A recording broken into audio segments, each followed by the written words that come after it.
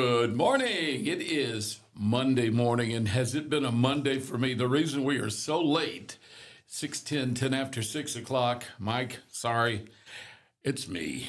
No problem, Bill. I got up Glad this you morning. made it in. That horrible feeling where you're in bed and you're getting such good sleep, and you open your eyes and you go, oh, good, the alarm hadn't gone off yet. And, right now the days are getting shorter again. You can already tell it. So Yep. It's still real dark out the That's window. right. And I looked over and thought, how much longer do I have before I have to get up? And I look at it, I must have not heard the alarm. It was way after I should have been already up and showered. And I went, oh, that horrible feeling. You jump up and you go, oh my God. And I'm one of those people, I don't care if I'm 2 days late, I'm not leaving the house without a shower. Is that right? I might do a quickie, but I'm not going to throw on clothes and come to work. I just can't do it. First of all, the shower wakes me up and gets me going, but it's also, I'm kind of a freak though. I got to have a shower. Got to get that good, at least one a day. I take two showers start. a lot of days. But Oh yeah, I do too. Because a lot of times I like after work, after this right morning, after I go home, you get all dirty. do You a don't little wanna, work. I'm not going to go to bed nasty. How long does it take you to be outside and work up a sweat? But like right now, Yeah, like 15 2 minutes. Yeah, I feel like I exactly. worked up a sweat this morning walking from the house to the car. You probably did. It is humid My truck thermometer said it was 78 this morning. this morning. 78 Have you noticed, already. Mike, the days are getting shorter already? It's really weird.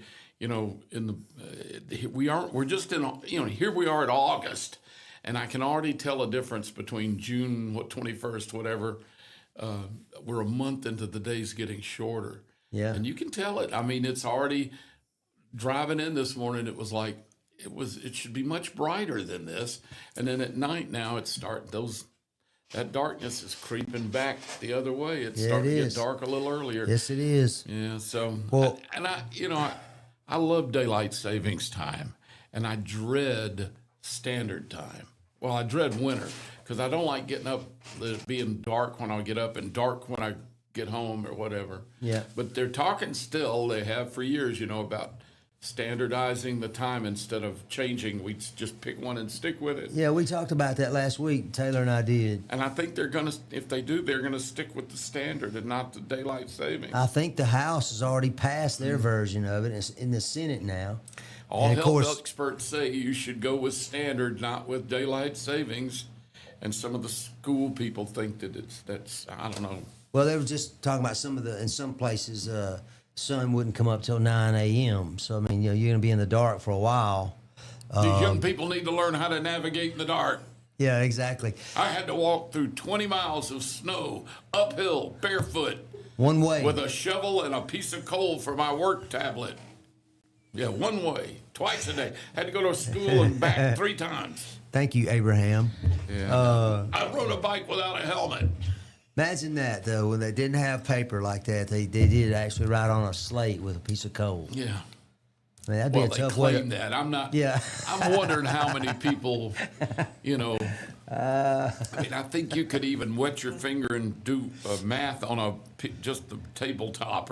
Yeah. I don't see a lot of people with coal and a shovel. Yeah, I don't I know. think that's an urban legend. It don't may you? be, or a rural legend, Yeah. right? More likely. Yeah, well, yeah, like George Washington chopping down the cherry tree. He could not tell a lie.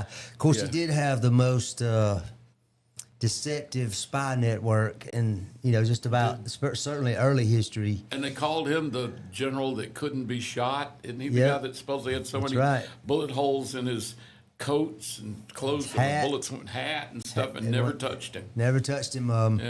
We talked about that because we went to see, my wife and I went to see Young Washington, the movie. Have was you that a seen good it? movie? It's a great movie. It's still on. I want to see it. I mean, it really is. you It's know, about the- the French and Indian War before the Right, Revolution. before the and revol- he was trying to become a. Well, he was basically a British soldier. That's right, he was. He was a well, British he was. And he was a soldier. colony soldier. Well, but and they they were treated still under him a Britain. lot differently than they taught their The quote British, regulars. They were snobby. They thought Exactly. people from America were just rednecks.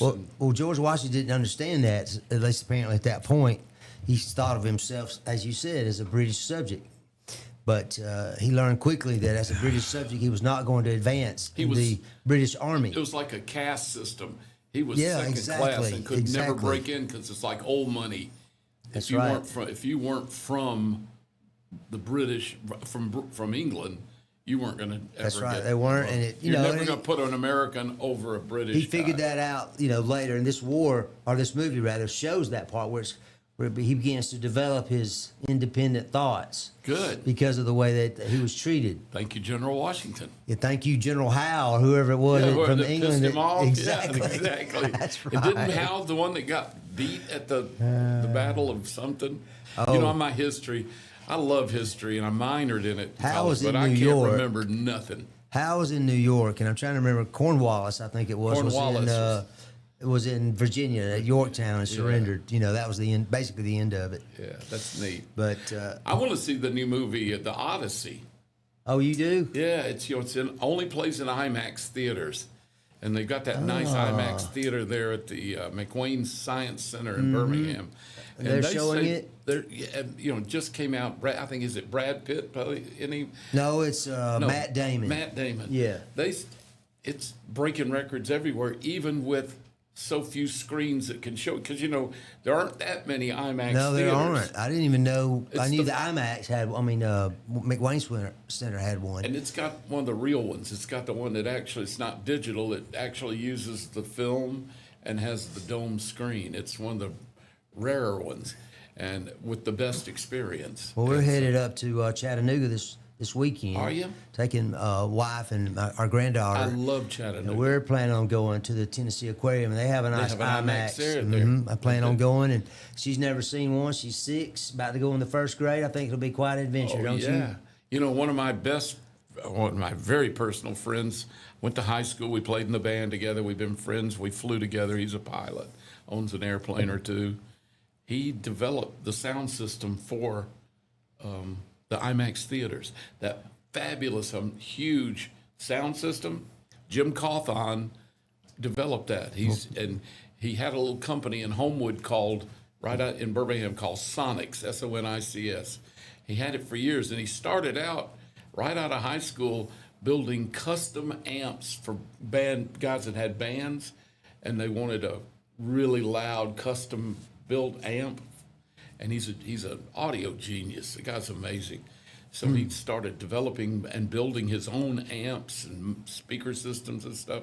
And then back, in the in the late 70s, in the 80s, he got in and developed this incredible sound system for this new technology called the IMAX.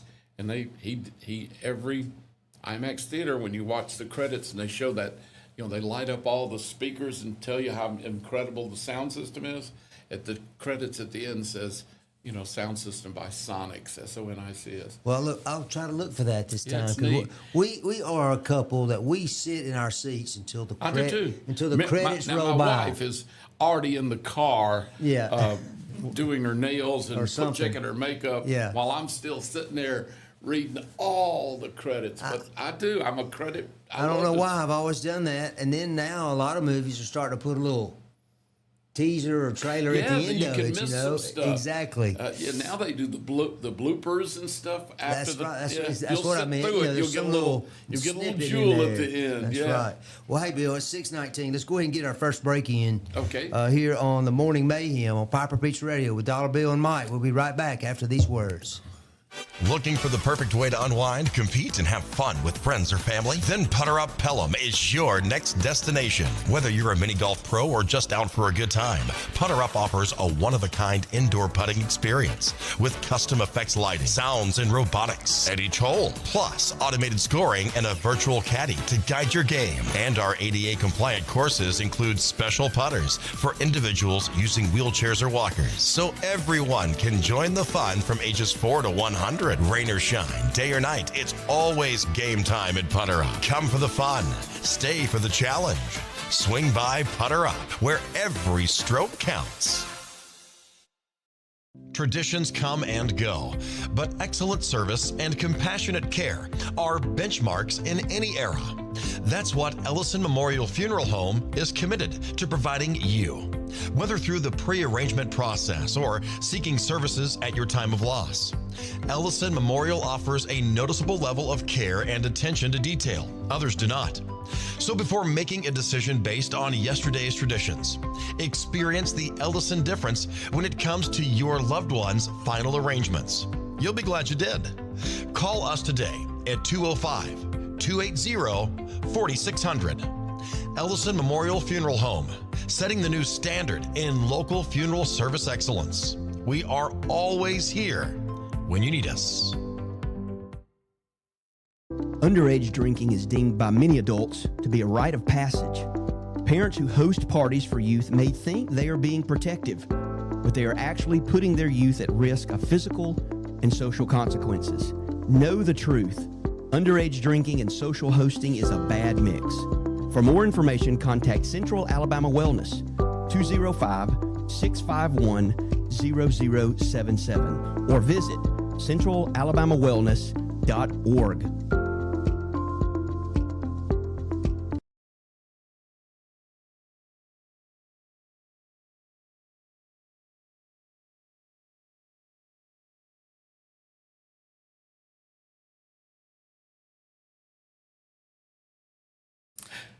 Good All right, morning. all right. We're back here on the Morning 622. Mayhem. Dollar Bill and I 622. It's Bill. I told you it was like 78 degrees this morning, man. But all week we've got 90 degrees, couple chance of rain. After showers, but next yeah. weekend we got like a 3-day cool wave coming in because the forecast is for the mid to low 80s is the high. Thank goodness. Wouldn't that be nice? Yes, That's I went. We had to go yesterday. We have a little place. It's a trailer, but down on Lay Lake, and we had to go down and start cleaning on it. My son, who lives in Providence, Rhode Island, is coming down to visit. I think he gets here Thursday morning, and they've demanded 3 things. One is he and his girlfriend. She's from Birmingham or from this area, from Montevallo. We're meeting them now. They usually fly in and land at the airport in Birmingham, and they rent a car so we don't have to come all the way from down here, Columbiana. plus they got their own transportation. Then they can get around, because Yep. they do. Yep. They have stuff. So they said, meet us up in North Birmingham Thursday morning when we land. And we said, what?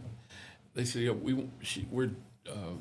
his girlfriend Mollis, she's dying to eat at Nikki's West. You ever eaten at Nikki's West? I have several times. It's up there by a Sipco up in North Birmingham, Yep. right next to across from the farmer's market. Yep.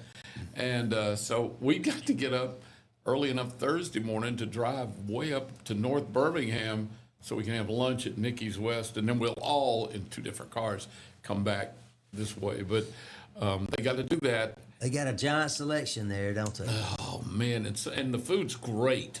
I mean, it's not like there's just a lot of food, and it's just food. Yeah, I love the cafeteria style. I still like and that. they always have like I want 9 that or 10 and that meats. and one of those over there. Yeah. Now they used to. My buddy Raymond used to eat there all the time because he worked at a Sipco, and they had this one guy that worked there for 30 years that ran the line. He was the guy that was back there saying, "Serve your vegetables, serve your meat," whatever. He was the first guy you came up to, and Raymond panics because the guy was so efficient. He serve your meat. What you meat? And if you said, he go, "What's your service?" I mean, he was like, "Get that order out." Don't come to me undecided. Raymond Make up always your- wanted to eat like hamburger steak or something like that.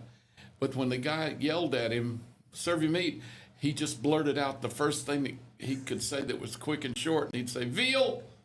And Raymond doesn't even like veal that much. So for 20 years, he ate all the time at Nikki's, and he would always order the veal if that guy was there. Now, if the guy was off or sick, he would eat hamburger steak or Yep. something else that he liked. Yep. But they also have a deal there where you can go through that huge cafe. I mean, the food's great, but you can also just go sit down and they'll come serve you like a regular restaurant. And they actually have really good seafood and steaks. I didn't know they had like a regular sit-down you can- restaurant. Yeah, they've got a Okay. huge. I mean, the place has been there since the. Oh, it's I guess huge. the 40s. I mean, it looks like like a double Western sizzler. Yes, it's huge. It's huge. And I remember, now I'm 73 years old, and I remember going there with my grandfather when I was probably 6, So that's been there since the late 50s or early 60s. Well, we've always gone to Ted's. You know Ted's? Love Ted's. Right there. My dad, next that to the was my interstate. dad's favorite. My dad had his dental office was on South Side, and he'd meet his little cronies, and he and 3 or 4 other dentists and oral surgeons would meet there for lunch, literally twice a week. So I started going to Ted, and my dad would say, "You want to meet us for lunch?" And I loved going to lunch with those little guys because, especially later years when they were all getting old and crusty and set in their ways, and of course, even more outspoken. oh, more outside. And Yeah. I'd just sit and listen to these. Back then, I was probably in my late 40s through my early 50s, which sounds old to a lot of people.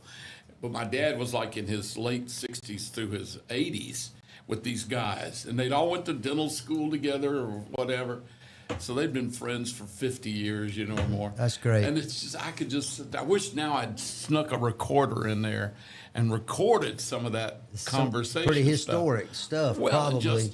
just classic Sometimes, at least. old white guys mad at the world kind of stuff.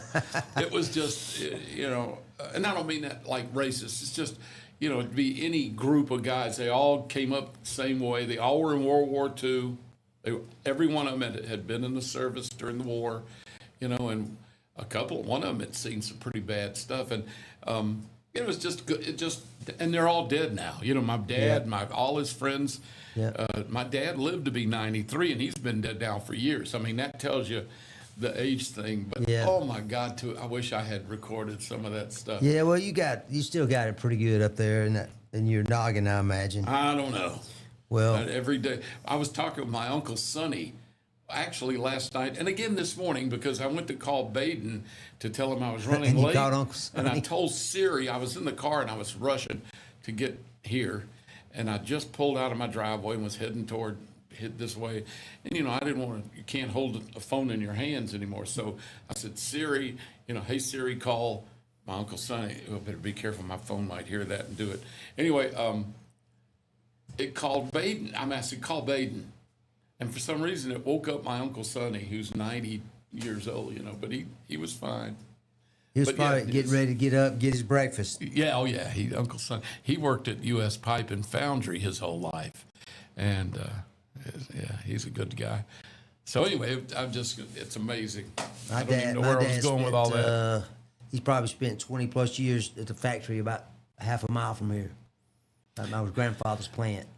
No, he was mainly either at Sloss Furnace in Birmingham, and then when they shut that down, they moved into that big plant in Bessemer. Oh, yeah. U.S. Pipe and Foundry in Bessemer. My grandfather, was the chairman of the board and president of U.S. Pipe and Foundry. I did not know that. Yeah, they named Lawson Field was named after him in Birmingham. Okay, I know about Lawson Field. Yeah, that was named after my granddaddy. And the How about Lawson State College? That's not a different Lawson? Yeah. Okay, community college. That's an African American Lawson. Okay, gotcha. That's Didn't one of my realize that. cousins. Okay, that's right. Somewhere down the street, Somewhere, yeah. right? Exactly. I guess. Well, hey, It's funny because that's what a lot of my family was in, like heavy industry, and my dad broke out of that and became a dentist. So it was funny. Yeah, exactly. And look at you. Yeah, And look at your kids. then I broke back to the other way. I became a disc jockey. Yeah, but look at your kids though. Yeah, Right. now, man, my I mean, son. you know what I mean? They're all kind of stepping up from that. My Hopefully, daughters, right? struggled a little in life, but boy, my son's, the one that's coming to visit. Yeah. He's amazing. Now, I will say this: he's a genius. He is a certified true genius. He graduated high school when he was like 11 or 12, and he went to Vanderbilt and got 2 degrees in a year and a half, and then went to Harvard and got a doctorate in biophysics in like 3 years. It usually takes 8. And the guy's just amazing. But he's not my son. He's my stepson. And I don't mean that in a negative way, except that I can't claim that he's smart because of me in any way, shape, or form. He doesn't have my genetics, and I didn't raise him. So I'll tell people I'm so proud of him, but I didn't have a dang thing to do with him being as smart and good as he is. Hey, while we got a chance, I just want to thank a couple of our sponsors, Gil. I want to mention Larry Puckett Chevrolet. down in Prattville with, I believe, the largest lot of cars, selection of cars in the They entire also have the state. largest pre-owned inventory Pre-owned in the state inventory. of Alabama. How So about that? if you don't want to spend the money for a brand new car, you want somebody else to take that hit, and you still get a pre-loved, wonderful car, that's the place to go to check a used car out, because they got 1 million pre-owned cars there. And then I also want to thank Coca-Cola Yes, sir. that you got your monster going this I morning. do, and thank God for it. I was My just heart gonna wouldn't say- be beating. I don't know what kind of person he'd be without 3 or 4 monsters in him. 5 or Not 6. sure I want to know. Well, usually you just have 3 or 4, during the show. I just drink 6 of them in the show, and then I just continue through the day. Poor Baden, I go in there. I was late and didn't even come in here before I stopped by the cooler and got my monster. There you go. I was like crack addict, It's like, Yeah. gotta Right have my here, right here. monster. Put it right here. Come on, come on. Put a port in. Hey, look, it's 6:31, so let's go take our second break. We've got a lot of things going on today. I want to talk a lot about high school football. Is it getting ready to start? Oh, yes. Less than a month away. Wow. First jamborees in about 2.5 weeks. I guess it'll be 2 weeks from this Friday. So, I mean, this is some exciting stuff. We had a team meeting yesterday where we were, all of our play-by-play teams were meeting together Excellent, yesterday and excellent. went over our schedule. And And want the to share some of schedule's that. frenetic. I'm telling you, that I don't know how y'all do it. So many teams to cover in this area, since we're very lucky. From Jemison down to Marbury to, all these schools. And all places in between, And, right? yeah, and y'all got so Maplesville. much to cover to the in west. such a small. Some of the counties would only have maybe 2 schools to cover: the county team and maybe one other one, or a city team. Y'all got tons to cover. 6 teams. Unbelievable. 6 different teams to cover. And we're going to cover them all. We got at least one game for each one of them. So we're excited about that. Well, look, it's 6:32. You're watching the Morning Mayhem here on Piper Beach Radio with Dollar Bill and Mike. We'll be right back after these words. Stay tuned.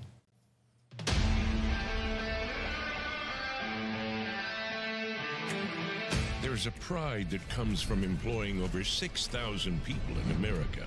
Welding, fabricating, assembling with local and global parts. Delivering a machine just right for you. Japanese engineering meets American ingenuity that builds on our 50-year legacy of quality, reliability, and durability that makes us the #1 selling compact tractor in the U.S. These aren't just machines. This is a way of life, and that's why Kubota is investing hundreds of millions right here at home. Because we won't settle on what was good enough yesterday. We're innovating with inspiration from the hard-working men and women that proudly sit on our equipment every day. So you can be sure that every one of us have you in mind when a machine or implement comes down that line. We know how hard you work. We'll do the same. This is Kubota.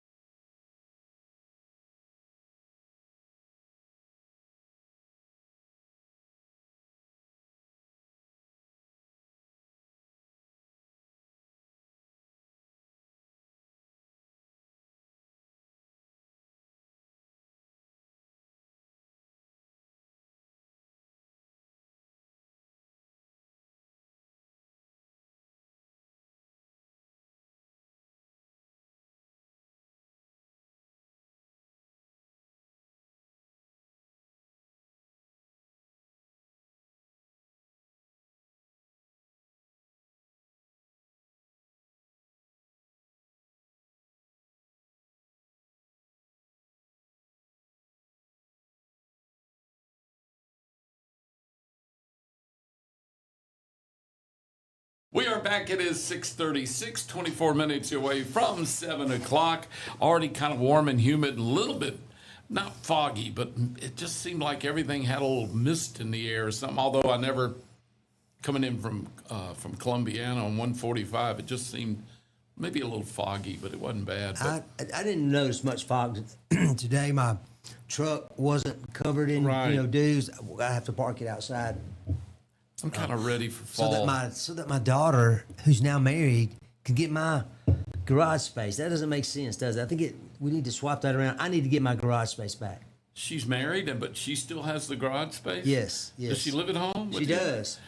You They're might- both in I think school, now that it's getting the their po- masters. Well, then they should defer to the master. That's While they're exactly getting what I their said. masters, they should defer to the master of the house. But then the real master said, "No, we'll leave it like this." Well, you know why?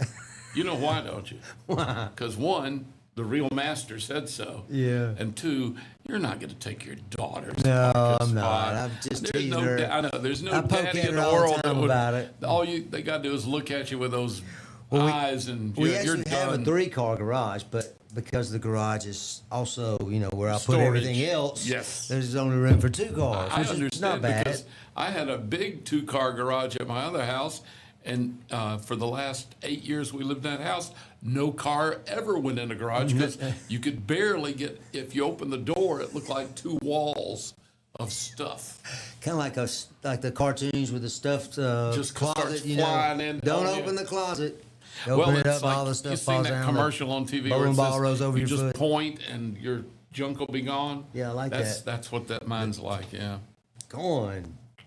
Well, we had our spring clean out. The city of Jemison does that every spring, I guess. Oh, that's neat. Yeah, it's like in April, I think. We did that, and man, we had all kind of stuff. Yeah, we down did there. too, I looked yeah. like Fred Sanford's, Don't. yard. Yeah. But hey, Sanford and Son. we are. I was mentioning we've got high school football coming up, starting up. Well, I don't know exactly the date, but we're going to have a coaches show, and I don't know what all we're going to do. We may hit the road and do some interviews. We got some really great ideas about what's going on. Our sports director, Jason Green, is leading us, and man, it is so exciting. We met last night. The teams. I'll have the privilege of working with. I guess he doesn't coach anymore, but Kelly Smitherman from here in Clanton. Although I think he lives in Pelham now. But he and I worked together last year, the first game I got to do. But we'll be teamed up 9 times this year. Wow, 9 games you're going to cover. Just me. That's what I'm saying. You're going to cover. Yeah, and then Jason will have Coach Van Clements. He's actually a principal now there at Jemison. Anyway, Jemison Intermediate, I think. And he's going to be his color man. Well, they have a sideline reporter, Wesley Holsomback. So, I mean, it is going to be fun. It's going to be exciting. We've got a jamboree on Thursday, August the 13th, up at Thorsby. There'll be, I think, at least 3 teams participating. You ever been to a jamboree I football never game? have. I was going to ask you, what is a jamboree? Well, it's a preseason. It's like an exhibition thing. It's a preseason. Doesn't count in the standings. You basically play a quarter against this team, a quarter against that team. Oh, that's cool. So, you might play 3 or 4 quarters. I don't know exactly how they'll do it. Back in my day, you played a half against somebody, and then the next half, they would play each other, and then you would play that other team, so everybody would get, a ball game in. That's pretty cool because that way you get to see everybody play, and then they get a feel for a little bit what they're playing. Now, how does that work if you've got a 1A and a 5A and a 6A, whatever? How does that work? Strap your helmet on. Really? Get out there and compete. So you could have a 6A against a 1A?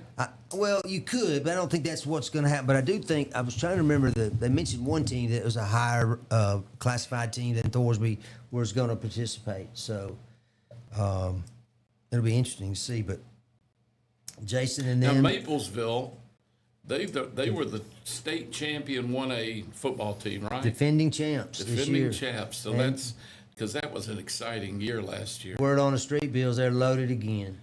Yeah, somebody told me that a lot of their players were young players, so they're just coming back. Well, they lost a few seniors. Yeah. I mean, they probably had 35 players out there, maybe 40. So they're not a lot of God, players. that was deep. But they're really good, and they really work hard. And obviously they're super well coached. So, like, when we're talking all these, six teams? And Billingsley, which really makes 7, because Seven. they're right on the. What is Billingsley? What are they? They're 1A. 1A? Mm-hmm. Then what about Jemison?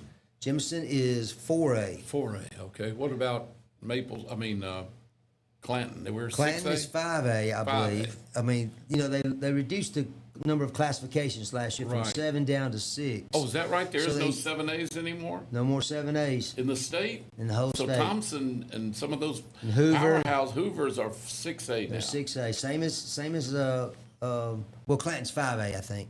So, I but didn't know that. they have just basically going to incorporate them into 6A, and they've made a couple of 6A teams 5A, and so forth. Just kind of adjusted their, I guess, standards or And whatever. lower it down. Yeah, just whatever. Fix it so there were only 6 instead of 7 Exactly. classifications. And I don't really understand Well, I guess, that, but the 7 classifications, the 7As, there weren't that many in the state. there were not that many, There and were I think like that was part 5 of or it. 6, yeah. So- You had like a Huntsville or Madison, and then you had, I think, 1 or 2 in Birmingham, and you had Hoover. You had Bob Jones up there in Madison. Madison, I think yeah. that's one of the biggest ones up there. But anyway, that I can see why they probably did that to make every classification just bigger. Yeah, exactly. That makes And sense. So Well, we'll. this is exciting. What's the biggest one? Is it Clanton with the 5A? Clanton is the largest. Yeah. That's right, and they'll be playing Jemison. We'll have that game on Friday, October the 30th, from Clanton. Jason the Green's night team will be. before Halloween. That's right, exactly. It'll be a big game for both teams, and usually it's the first game of the season, or it has been Yeah. the last couple of years or several years. But for whatever reason, it's going to be the last game this year, the final game. Wow, that'll So be a slobber knocker maybe. Yeah. Where are they playing that? they're Are they playing playing that down Clanton? here at Tiger Stadium. Is that It's being new. Clanton's Tiger Stadium? Yeah, the Clanton Tigers and Jemison Panthers. That's right. I knew they And- were both cats. That's right, yeah. But our first game will be Jemison at Thorsby. That's on Thursday, August the 20th. August 20th. I'm telling you that this jamboree is August 13th. That's just 2 weeks from Friday, or 2 weeks from Thursday. I mean, That's hard to believe, isn't yeah, it? that's what's going to be. We're going to be in Thorsby. We're going to be in Billingsley, and of course Maplesville, down in Verbena several times. Isabella, Maplesville is right now. Before I leave Maplesville, they're renovating their stadium right now. The county is renovating several of the Oh, stadiums. really? Good. Maplesville, Isabella, Jemison. Is Isabella 1A too? They are. Good. Well, no, So- wait. I'm sorry. I think Isabella may be 2A. Really? Yeah, 2A. And Thorsby was lowered from a 3A class To a 2A? So see, that's what they did. They obviously rearranged it, like I said, and get some good games. But I said we'll be in Isabella. We'll be at Clanton for that last game, and of course I'll be doing 3 games from Verbena this season. Wow. So the Red Devils have been markedly improved over the last few years, made the playoffs. So it'll be interesting to see them how they come out this year, because they're probably the smallest high school that we have in the Verbena? county. Either them or Maplesville. Yeah. Wow. Yeah, they're the 2 1A schools right there. And I said, we do have one game on the road this year. Maplesville we'll be playing at Luverne, which is in Crenshaw County, below Montgomery County. Isn't it Luverne? Isn't that near where Hank Sr. was from? Something like Yes, we have a game with Georgiana. It's actually from Georgiana. Really? That's not too far from Luverne. Yeah. But that'll be Georgiana at Maplesville. In fact, I have that game. I have 2 games back to back coming up in October. that? How far is Luverne from here? Luverne is almost exactly 100 miles. Really? So you got like an hour and a half drive or better to get to that game. Wow, that's neat. I didn't know they put them that. That's a pretty good drive for a traveling game, isn't it? We'll be in Billingsley 3 different times. So that's out of the county, although that's not that Yeah, far. right over the line. Yeah, it's not far at all, really. But we'll be there, and we're excited about it. And I mean, I'm so impressed, Bill. And I want you to take this the right way, and I'm sure you will. It's like working with you, and the way you handle yourself. And I've learned a lot, and I'm still learning. So I appreciate You better everything. raise your bar. Yeah, raise my bar just a little higher. But the guy I work with, Kelly Smith, was a former Oh, coach. yeah, that's astounding. I can isn't it? throw it to him, and he can explain, how I can say the guy got tackled, but he can explain, how he got him How in the and backfield. why, yeah. He shunned it here or whatever he did, some football term, and And it was great to Work with go him, back yeah. work with him. I went back and listened to it a few months ago just to kind of remember what it was like. I had talked to a cousin of mine who was a former coach named Hal Ellison shortly after that, and he was critiquing me.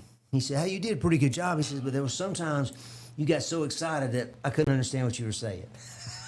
I mean, I was going too fast, you know. That's I was okay. I was caught up in the moment, and But you know what? There's nothing wrong with hearing raw excitement. no, there's not. No, and he wasn't doing it in a critical way at all. He was just like, "Hey, that was the only thing I could say." Because I asked him, you know, what would you do differently, or you know, what he thought differently about it. Because I wasn't fishing for compliments, but I wanted him to tell me what he thought, and he did. I knew he would, you know, be honest and you know straight with me. He said, "Well, there's a couple times there you got a little excited."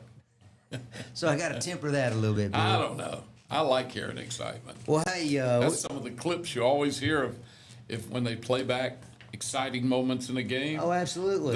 The hearing the announcers going kind of crazy or Yep. so excited. That's one what of the- makes it exciting. One to of my listen most to. favorite one is Rod Bramlett at Auburn calling Carnell Williams. You know they call him Cadillac. Cadillac Jones. Cadillac Williams. He took Cadillac Williams. he took this pitch against Alabama. I think it was the very first play of the game. It went 80 yards for a touchdown. And he's screaming at the end of it. He said, "Go crazy, Cadillac! Go crazy, Cadillac!" And you know, it's Great just one of those stuff. things you remember. You know, It because is. like you Poor said, Rob Bramlett. maybe I'll have a go crazy Cadillac moment. But There you hey, go. obviously we'll talk more about that later as we get closer to the season.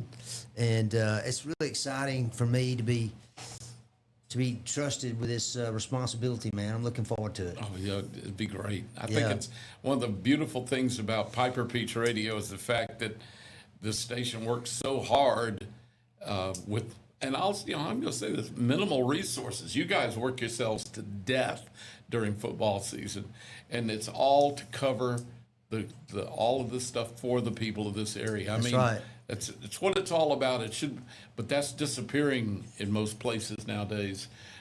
So few radio stations, especially in the big markets, even have living people working in them now. Everything's syndicated from another city. Everything's pre-taped or computerized, and there's no local coverage now on anywhere in a big city. But now it's even starting to. I know that, for instance, I used to work in Tuscaloosa back when I was in college, and then when I worked for iHeart, they owned 3 radio stations. One of them was WACT, which stood for Alabama Crimson Tide. Okay, It was the Alabama, never station. heard of them. Yeah, and there was the be like Auburn station for you, but it's anyway. It was Tuscaloosa had these vibrant local radio stations. There is now in the iHeart stations not a living human being in the market. I know you. Those you stations tell us are about 'em. working, but there's nobody in there. You can go in that.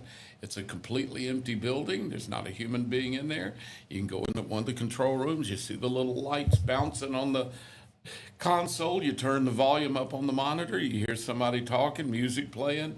Not from Tuscaloosa. Somebody's doing it from a And we used laptop, to a cover- laptop somewhere, huh? From a Yeah. server. Yeah, exactly. And it's not even from Alabama. So that's happening all over the country. So when you see a station like this one, like Piper Peach Radio, trying so hard to service the community in so many ways, politically, financially, school-wise, support-wise, sports-wise, it's expensive and hard to do, but they keep hammering at it. Y'all do. And I've never been a big sports announcer. Now, one of my best friends in the world is Eli Gold. We've been friends for 50 years, literally coming up. And he's amazing. And I've known other sports announcers all over, and I can't do the job. I'm too slow. I don't understand a lot of the stuff, so I'm in awe of people who will cover football, baseball games, any sports, hockey, I was just saying the soccer same thing. now, or football. How sometimes I will complain about Andy Bertram, who does the Auburn games, that he gets it mixed up and he doesn't give us a clear picture. Right. And then get behind this microphone and try to do it. It's Yeah, I was not gonna it's say, not that easy. Chris Stewart took over for Alabama for Eli. Yeah. I've known Chris also since he was in college. I met him when he was at Montevallo. Yeah. And and sometimes, you go, yeah, you should be telling this more or do, but you know what? Put me behind that mic and see what I do. It'd Yeah, be just, exactly. Anybody else? It's amazing. And I know I used to go with like Eli when he did MRN racing, I'd go with him to Talladega and I'd sit in that little box that was up on a pole in the second turn, the Winston box.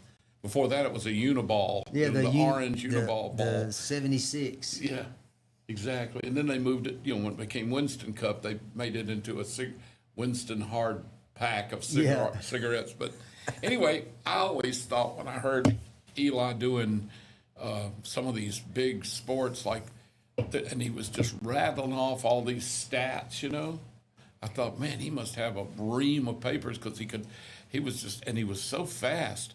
I went with him to the race. There's not a paper in his hand, all in his head. Wow. And even more impressive. And it was everything was so fast, and you'd hear him. He had a little box with a talk button, and that's the way it worked. Is with MRN racing, you had a guy in the first turn, second turn, third.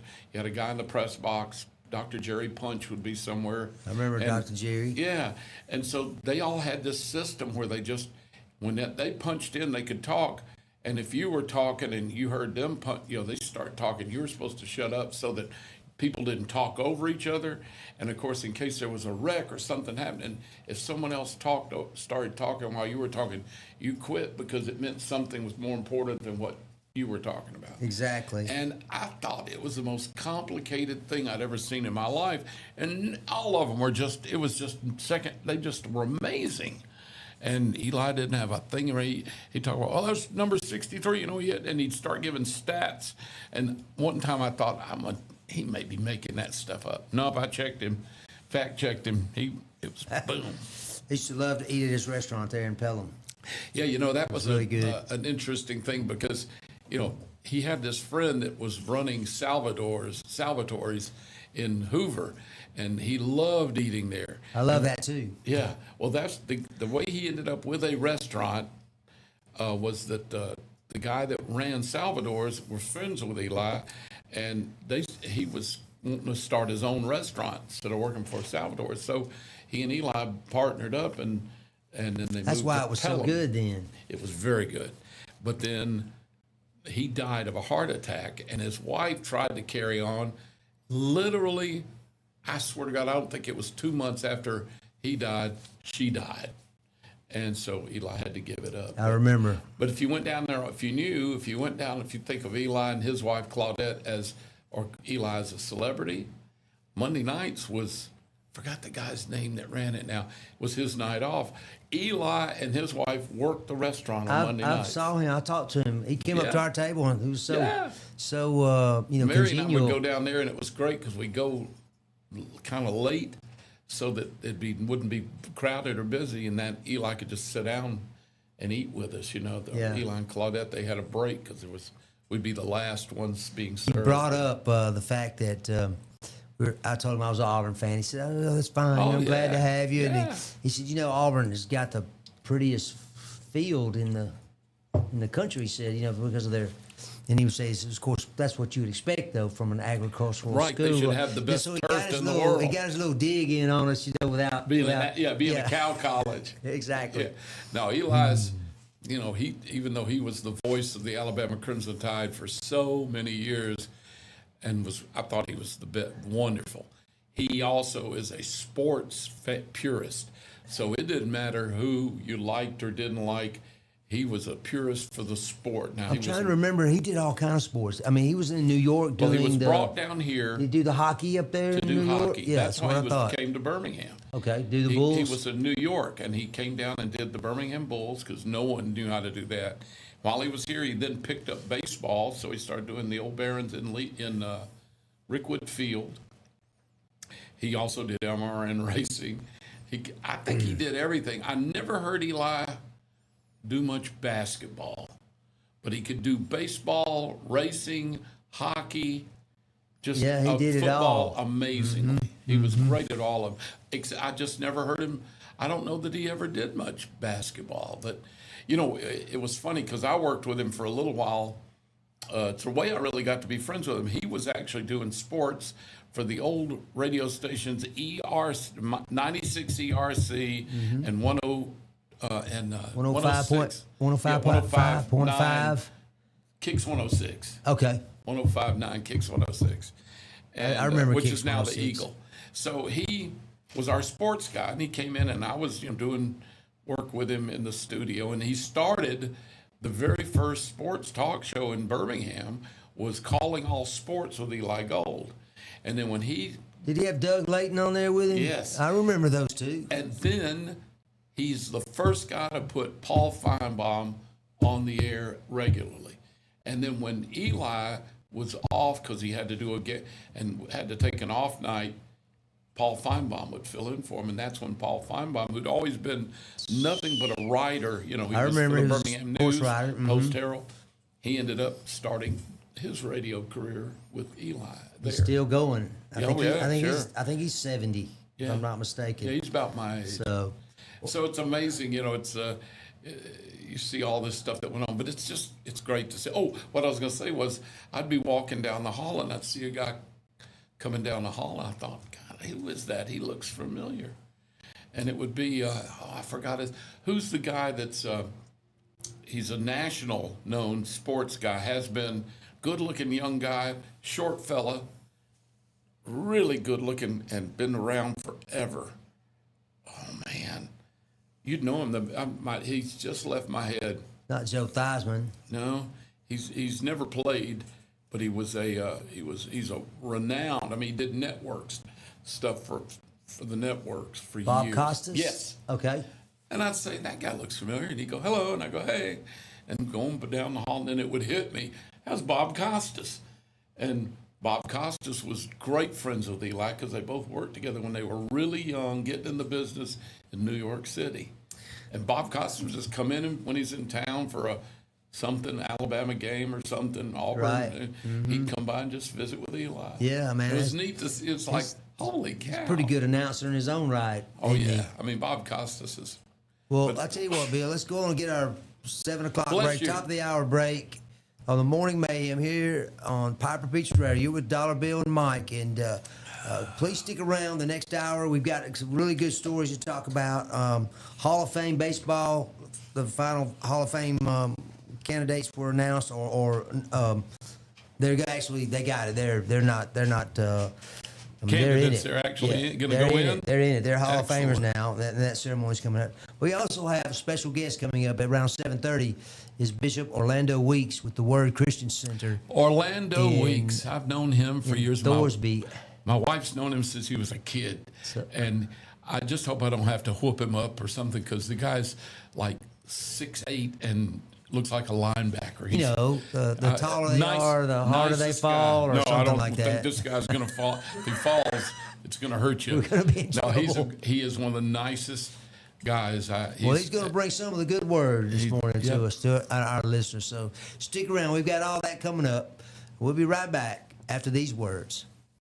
Looking for the perfect way to unwind, compete, and have fun with friends or family? Then Putter Up Pelham is your next destination. Whether you're a mini golf pro or just out for a good time, Putter Up offers a one-of-a-kind indoor putting experience with custom effects lighting, sounds, and robotics at each hole, plus automated scoring and a virtual caddy to guide your game. And our ADA-compliant courses include special putters for individuals using wheelchairs or walkers, so everyone can join the fun from ages 4 to 100.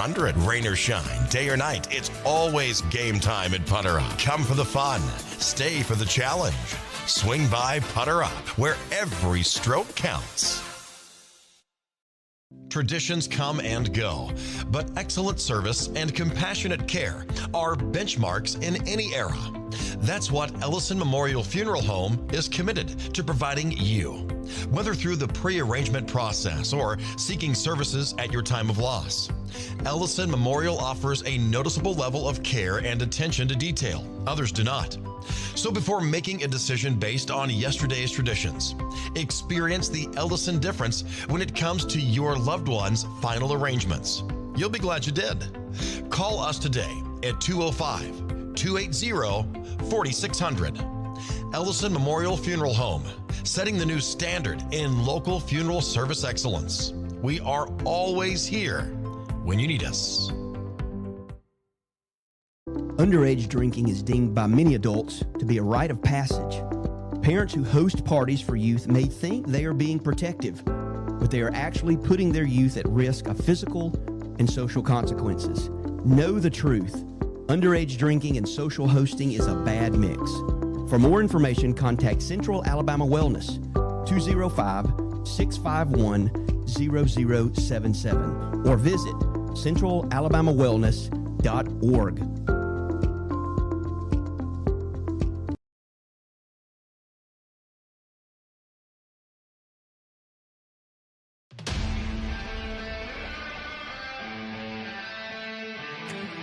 There's a pride that comes from employing over 6,000 people in America, welding, fabricating, assembling with local and global parts, delivering a machine just right for you. Japanese engineering meets American ingenuity that builds on our 50-year legacy of quality, reliability, and durability that makes us the #1 selling compact tractor in the U.S. These aren't just machines. This is a way of life. And that's why Kubota is investing hundreds of millions right here at home. Because we won't settle on what was good enough yesterday. We're innovating with inspiration from the hard-working men and women that proudly sit on our equipment every day. So you can be sure that every one of us have you in mind when a machine or implement comes down that line. We know how hard you work. We'll do the same. This is Kubota.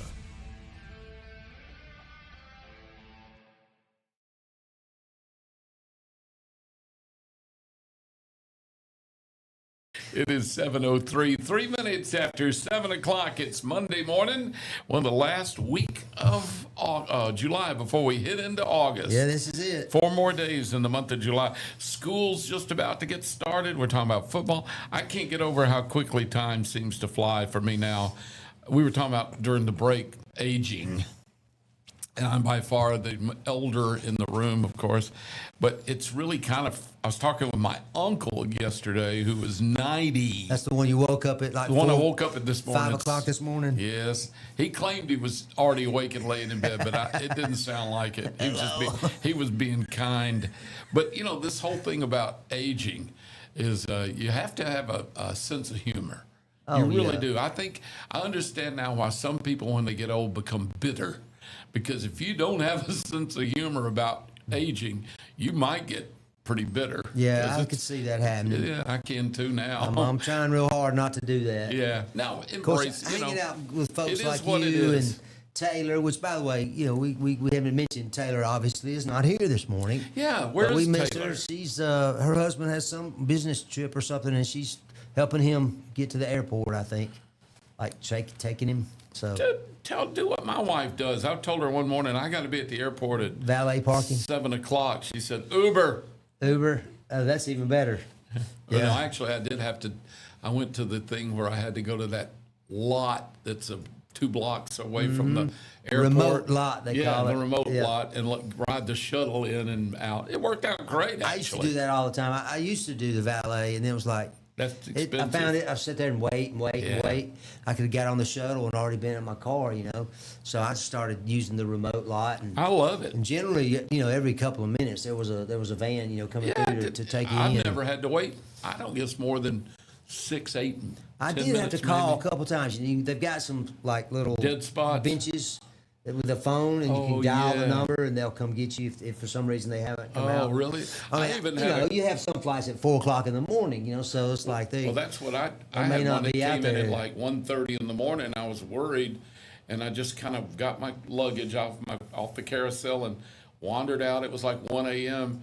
and I just waited about 4 or 5 minutes. I thought I maybe I have to call somebody, and I looked down. Here comes Here the he came. shuttle. They probably. It was well, slow, they knew the flights were coming in. At least Yeah. that's what the driver told me one time. Hey, Bill, while we got a minute, I want to thank. Also, want to thank Chilton Mobile Home Supply and Central Alabama Wellness Yes. for being sponsors here on the Morning Mayhem. Thank you. We appreciate you guys a lot. Well, I had mentioned that about Bishop Weeks is coming on here in a minute, Orlando. but I don't know if you heard this or not. But there was a death at the Chilton County Jail last No, weekend. was there? Yeah. I mean, you know, I told you I I retired from a company, and we managed claims for county governments. Oh, no, including, I remember that including the county commissions and the road departments and all that, and then also included the Sheriff's Department. Yep. And things like this happen. It says that she was denied this food, but she also suffered from a rare genetic condition, and she'd been in jail several times, according to her mother. Is what she said. So I'm sure there's an investigation going on right now. Typically, What kind of rare genetic? well, she didn't have I didn't see a name for it per se. She just called it that. And she said it was diabetic-like, and said her daughter needed snacks all the time.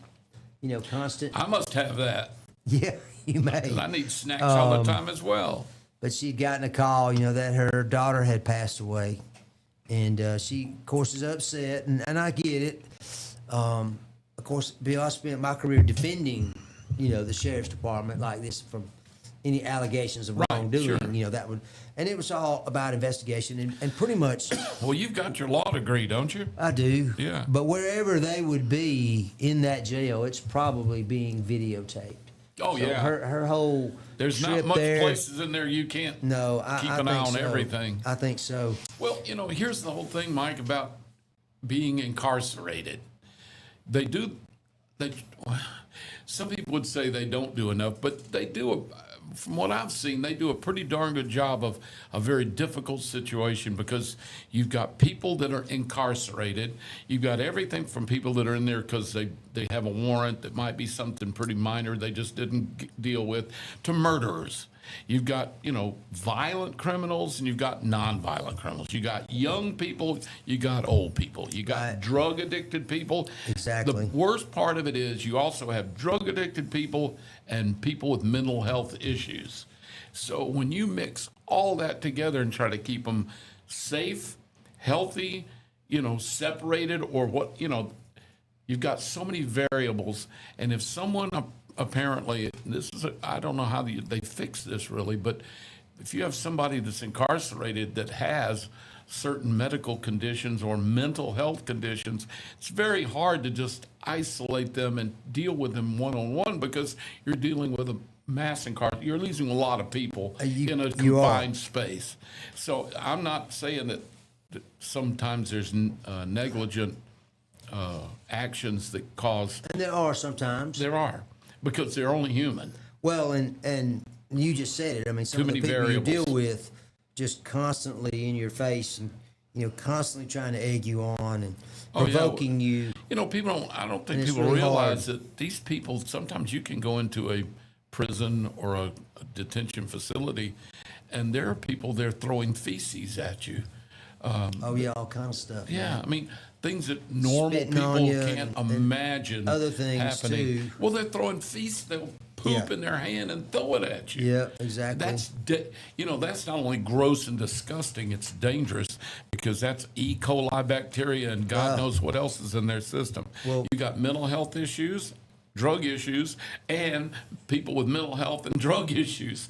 And you've got some violent people, and then you've got people that are just out of their minds, both from the drugs or the effects of drugs and their mental health issues. So, yeah, I feel really bad for people that have to work in and run these facilities. They're necessary in society, and many people say, well, they've got to be cleaned up, they got to be better. Well, yes, they maybe do, but there's also, you got to look at the other side of it. It's an incredibly difficult and variable situation. It's never ending.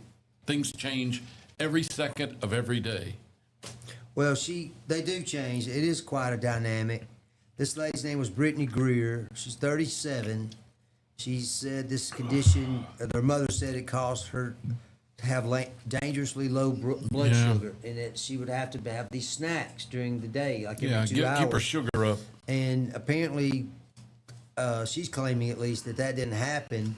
She also hired this lawyer from Florence that we used to deal with a lot. His name is Hank Sherrod or Hank Sherrod. I'm not sure how he pronounces it. I've heard of him. But he'll be representing her. And, of course, they're claiming that The sheriff's It was department let her neglect, die. yeah. But they also, her mother admits that she's been in jail. She was a meth addict, or at least gives the impression that she used meth often. Might not have used that word. That might have been one I threw in. But I mean, it's a tough situation, and you compound it like you said with say 75, 80 other inmates, and And they're there it's a tall order. 24/7. It's It's through a the tall night. order. It's every day. Oh yeah, it's tough, but And it's being investigated. And they're also Takes a while for them. understaffed. You know, the problem is you may have all these people in jail. You may only have 3 people in charge of watching all of them. Well, and not only that, Bill, but sometimes I mean the jailer is not a very highly paid position. No, you're right. So it's hard to recruit for that position. Yeah, because that's a difficult job, and if you're paying just over minimum wage or a low salary for what you've got to endure, I can see that being a problem. and it's not much more than that. Well, hey, it's 7:12. We're going to go to a break, and we'll come back, and we're going to have Bishop Weeks on here in probably about 15 to 20 minutes. And I've got some sports. I want to talk about the Hall of Fame, who got in the Hall of Fame, who didn't get in the This Hall is of Fame. Sports Hall of Fame, National Yes. Sports Hall of yes. Fame. In Excellent. Cooperstown, New York. Baseball Hall of Fame? Yeah, baseball. Baseball Hall Baseball of Fame. Hall of Okay, Fame. I thought sports. I'm So sorry, this I'll is make strictly sure I baseball. get that yeah. right. Strictly baseball. Wow. But anyway, hey, you're watching the Morning Mayhem with Dollar Bill and Mike. We'll be right back after these words. You stay tuned.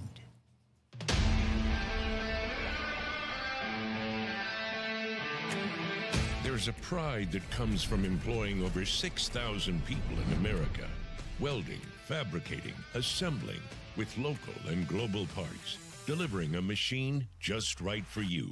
Japanese engineering meets American ingenuity that builds on our 50-year legacy of quality, reliability, and durability that makes us the #1 selling compact tractor in the U.S. These aren't just machines. This is a way of life. And that's why Kubota is investing hundreds of millions right here at home. Because we won't settle on what was good enough yesterday. We're innovating with inspiration from the hard-working men and women that proudly sit on our equipment every day. So you can be sure that every one of us have you in mind when a machine or implement comes down that line. We know how hard you work. We'll do the same. This is Kubota.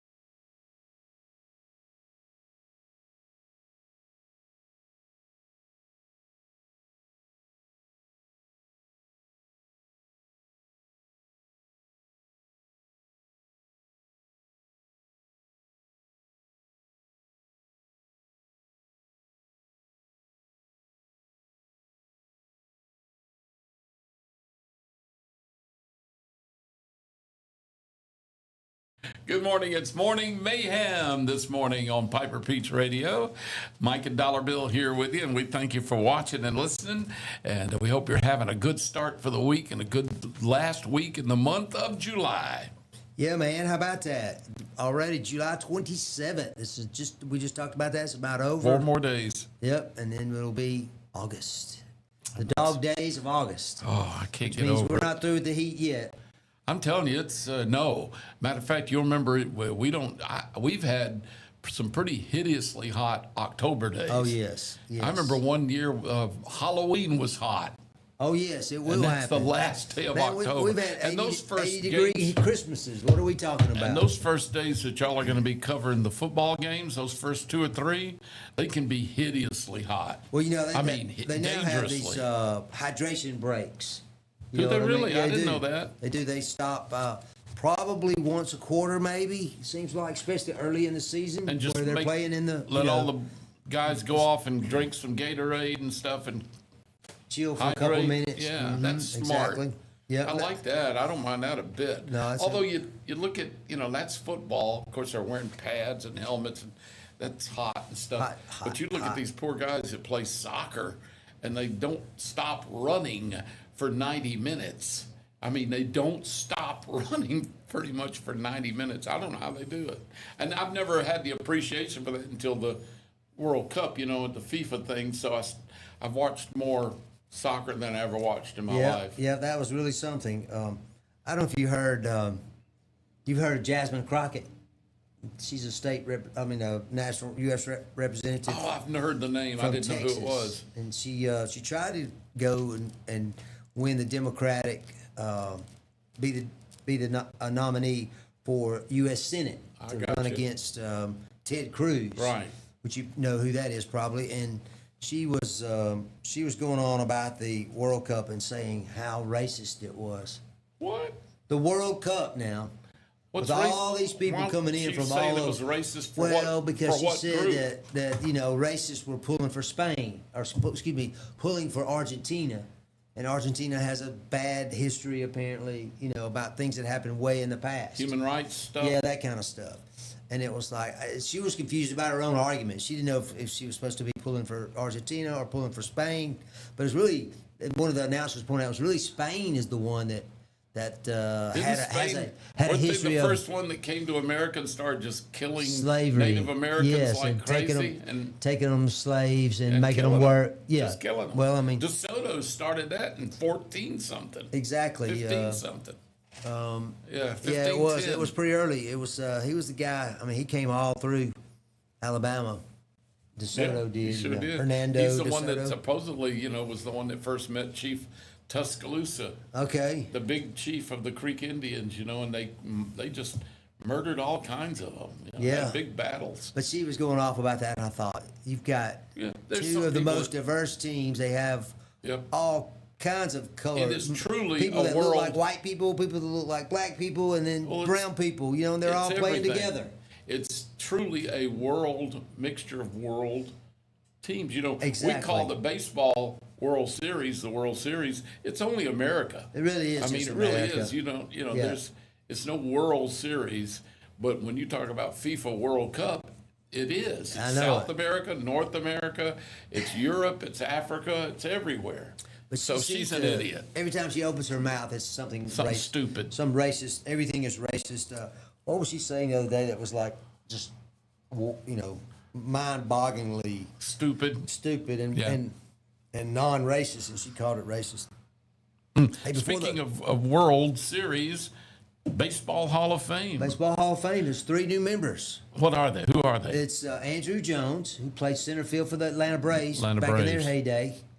Carlos Beltran, who was a long-time player. And then Jeff Kent.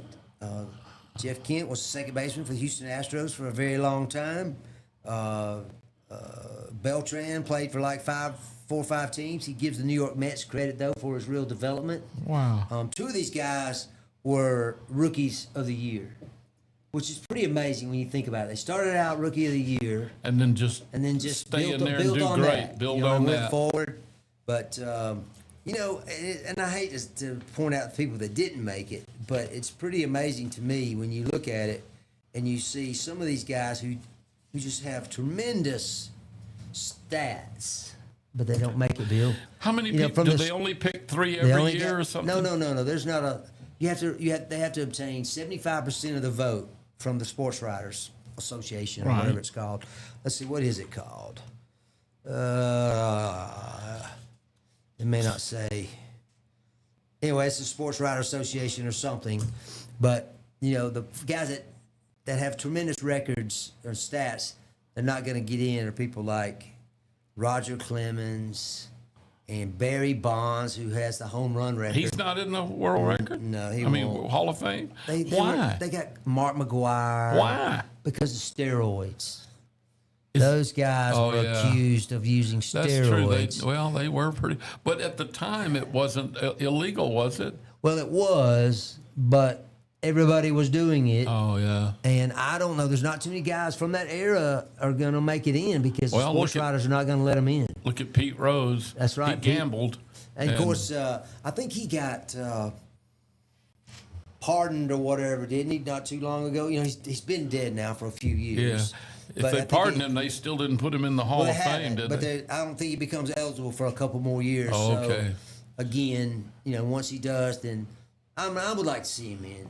I mean, I know he gambled and he made some stupid Yeah, mistakes, but on he the did. field, he was something else. Well, this comes back to, you know, if some of the standards that we're talking about to keep people out, Babe Ruth would have never been in, the way he gambled and drank. Cy Young. I mean, some of these people lived horrendous personal lives. How about Ty Cobb? Ty Cobb was like a psychopath. He was. Yep, exactly. yeah, and and of course, so- you didn't have the social media No, that right. you have now. And actually, back then, the sports writers would protect them. They would If cover they had a for, guy with somebody like Babe Ruth, nobody wanted to tell any bad about him. They were literally And that's something how that's flipped now. That's all yeah. they look for, isn't it now? that's all they looked for. Yeah. These guys all got in. I was reading about Andrew Jones, and they give out an award for best defenders. They call it the Golden Glove or Yeah, Gold the Golden Glove. Glove Award. Yep. And he won it 10 years in a row. Wow. And he's only of just a handful of guys from center and played center field that are in the Hall of Fame, which that really surprises me. I thought that would be one of the biggest positions, but Yeah, apparently it's not. I figure most of the Hall of Famers have got to come from A, pitchers, and B, batters. Yeah. You know, that's the one that the public tends to pay attention to. Good pitchers or crazy pitchers or whatever, and people that can knock it out of the park. I mean, Babe Ruth was probably a great all-round player. I guess he was. I don't know. He was. But he Tremendous was- player. I was just but- going to tell you that. But he was such a hitter that's all people remember. Say, hey, Willie Mays. Now, he was an outfielder. Yep. And he made it He in. was a center field. He's one of those few Right. center fielders that are in the Hall, which, like I said, really He's surprised from me. Birmingham. But I was just going to mention about Beltran. He's only the 6th player from Puerto Rico to make it in. Oh, that's good. Yep. It's funny how, of course, people forget, I think, that Puerto Ricans are Americans, that they are citizens. That's it's right. not a state, but it is A territory. and they are legal American citizens. They And are. They have tremendous history of playing some great baseball. Yep. But You know who else that had a big history of some good baseball players, including the leader of the Communist Party there, Cuba. Had some great players coming out of Cuba in the 30s, 40s, 50s. And then, of course, Fidel Castro, who was, by the way, a minor league he was a pretty decent ball sensation. player himself, is what I heard. Yeah. Yeah. And then, of course, El communist- Presidente. El Presidente. But El Presidente, We laugh about that changed all the things time. about that. But, yeah, it's amazing. Well, again, I've talked about the guys that haven't gotten in, but you mentioned Willie Mays, and Andrew Jones said that was. He said, I never got to see Willie Mays play. He said, but Ken Griffey Jr. was my guy. So he loved to watch Ken Griffey, who's in the Hall of Fame himself. But he said, joining these guys, he said, it's hard to put into words what that feels like. And then Jeff Kent gets up there and talks, and he really is really emotional like almost crying a couple times, you know. And it's like, when I'm watching him crying, all I can think of is Tom Hanks. Oh yeah, there's no crying in baseball. League of Their Own. He says there's no crying in baseball. Then he describes, what one of his managers did to him. He said, "Did I cry? No." And you know why I didn't cry? Because there's no crying in baseball. Yes, right. But anyway, he's just an emotional guy. But as second baseman, he had 351 of his 377 career homers as a second baseman, which is a major league record for second baseman. I never got to see Willie Mays play either, and it kills me. I did get to see Mickey Mantle play one game, but it was near the end of his career. This was in 1964. Yeah. And I saw the Dodgers play this will tell you how long ago it was, the Washington Senators. Ooh, the Senators. The Senators. They probably had a big guy playing first base named Frank Howard. I think so. I mean, he's like 6'8". He was a monster, a mountain of a man. About like Orlando Weeks, it's coming in a little bit. Yeah, I've been to, I think, 24 major league baseball Have you? I've parks, only different been to ones. 2. My job used to take me out to different cities. So you could go and to a baseball game. And sometimes it would just work out to where I could go see the Giants play. Oh, man. Then one time I had to go back to San Francisco and I got to see the A's play. And went to L.A. one time and I got to see the Dodgers and the Mets play. And Boston, I mean, it's just wherever I went, basically. Only ones I've regularly got to see play is the Birmingham Barons. Yes. But which is great. I love watching them play. But like I said, we went to Washington, D.C. on a school trip, and that part of that trip, somebody got us tickets to watch the Senators play, and they happened to be playing Mickey Mantle, but it was he was You know just how about he really tore his retired. knee up? He stepped on a sprinkler head. And he was just about done. Didn't do anything particular, but it was exciting to see him on the field. I got to see a few home runs hit by stars like Ken Griffey Jr. in Cincinnati. Really? Which I really like Ken Cincinnati's Griffey? part. Yeah. Mhm. He was, and I saw Mark McGuire playing in Kansas City when I was in St. Louis. I don't remember if he was on that team. He may have been.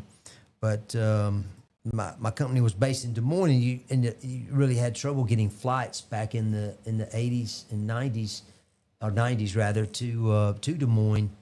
And so they would have we would have meetings in Kansas City because it was easier to get to. And then one of the things they would do is take us to Ball game. some fancy barbecue place, and then we would go to the ball game. Kansas City barbecue. Yeah, it's hard to beat, KC man. barbecue. Hard to beat. All right, Bill, 7:28. We're going to take a break. Has our guest arrived? We still don't have our guest yet, but hopefully he's coming and listening. But we'll be right back on the Morning Mayhem. Orlando, don't make me whoop your butt. You're listening to Piper Beach Radio with Dollar Bill and Mike. We'll be right back. Stay tuned. Looking for the perfect way to unwind, compete, and have fun with friends or family? Then Putter Up Pelham is your next destination. Whether you're a mini golf pro or just out for a good time, Putter Up offers a one-of-a-kind indoor putting experience with custom effects lighting, sounds, and robotics at each hole, plus automated scoring and a virtual caddy to guide your game. And our ADA-compliant courses include special putters for individuals using wheelchairs or walkers, so everyone can join the fun from ages 4 to 100. Rain or shine, day or night, it's always game time at Putter Up. Come for the fun, stay for the challenge. Swing by Putter Up, where every stroke counts. Traditions come and go, but excellent service and compassionate care are benchmarks in any era. That's what Ellison Memorial Funeral Home is committed to providing you. Whether through the pre-arrangement process or seeking services at your time of loss, Ellison Memorial offers a noticeable level of care and attention to detail. Others do not. So before making a decision based on yesterday's traditions, experience the Ellison difference when it comes to your loved one's final arrangements. You'll be glad you did. Call us today at 205-280-4600. Ellison Memorial Funeral Home, setting the new standard in local funeral service excellence. We are always here when you need us. Underage drinking is deemed by many adults to be a rite of passage. Parents who host parties for youth may think they are being protective, but they are actually putting their youth at risk of physical and social consequences. Know the truth. Underage drinking and social hosting is a bad mix. For more information, contact Central Alabama Wellness, 205-651-0077, or visit centralalabamawellness.org.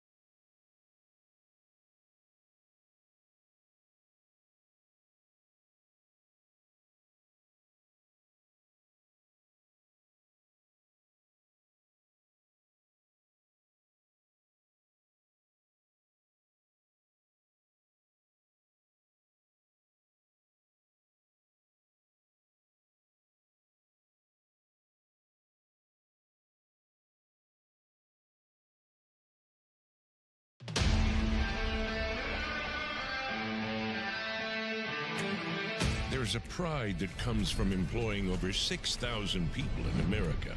Welding, fabricating, assembling, with local and global parts.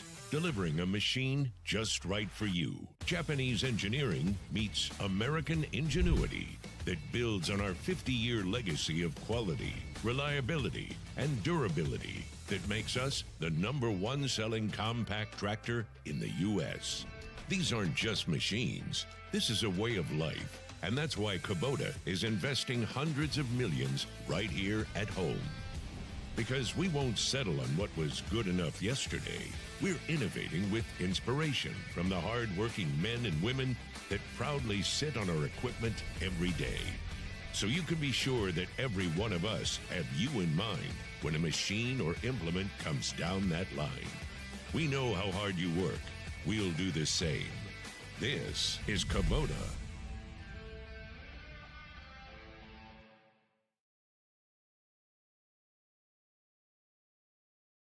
Looking for the perfect way to unwind, compete, and have fun with friends or family? Then Putter Up Pelham is your next destination. Whether you're a mini golf pro or just out for a good time, Putter Up offers a one-of-a-kind indoor putting experience with custom effects lighting, sounds, and robotics at each hole, plus automated scoring and a virtual caddy to guide your game. And our ADA-compliant courses include special putters for individuals using wheelchairs or walkers, so everyone can join the fun from ages 4 to 100. Rain or shine, day or night, it's always game time at Putter Up. Come for the fun, stay for the challenge. Swing by Putter Up, where every stroke counts. Traditions come and go, but excellent service and compassionate care are benchmarks in any era. That's what Ellison Memorial Funeral Home is committed to providing you, whether through the pre-arrangement process or seeking services at your time of loss. Ellison Memorial offers a noticeable level of care and attention to detail. Others do not. So before making a decision based on yesterday's traditions, experience the Ellison difference when it comes to your loved one's final arrangements. You'll be glad you did. Call us today at 205-280-4600. Ellison Memorial Funeral Home, setting the new standard in local funeral service excellence. We are always here when you need us. Underage drinking is deemed by many adults to be a rite of passage. Parents who host parties for youth may think they are being protective, but they are actually putting their youth at risk of physical and social consequences. Know the truth. Underage drinking and social hosting is a bad mix. For more information, contact Central Alabama Wellness, 205-651-0077, or visit centralalabamawellness.org.